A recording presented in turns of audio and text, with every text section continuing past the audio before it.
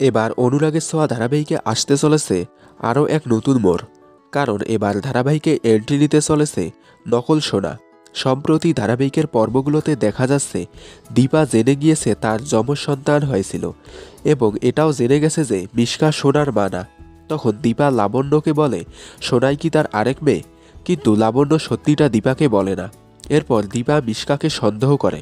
দীপা মনে করে মিশকাই তার আরেক মেয়েকে কোথাও লুকিয়ে রেখেছে।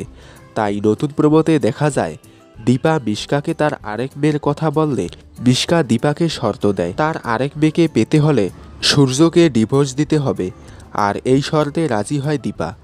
দীপা তার হারানো মেয়েকে পেতে সূর্যকে ডিভোর্স দিতে চায়, কিন্তু মিশকা দীপার যমজ মেয়ে হিসেবে অন্য একটি মেয়েকে নিয়ে আসবে। মানে নকল সোনাকে এবার এন্ট্রি করানো হবে ধারাবাহিকে। নকল সোনা ধারাবাহিকে এন্ট্রি নিলে এবার ধারাবাহিকের মোড় কোন দিকে নেয় সেটাই এখন দেখার। অনুরাগের ছোঁয়া ধারাবাহিকের সামনের পর্বগুলোতে আরও ধামাকা ধামাকা টুইস্ট আসতে চলেছে, তাই কোনোভাবেই মিস করবেন না অনুরাগের ছোঁয়া। দেখুন সোম থেকে শুক্র ঠিক রাত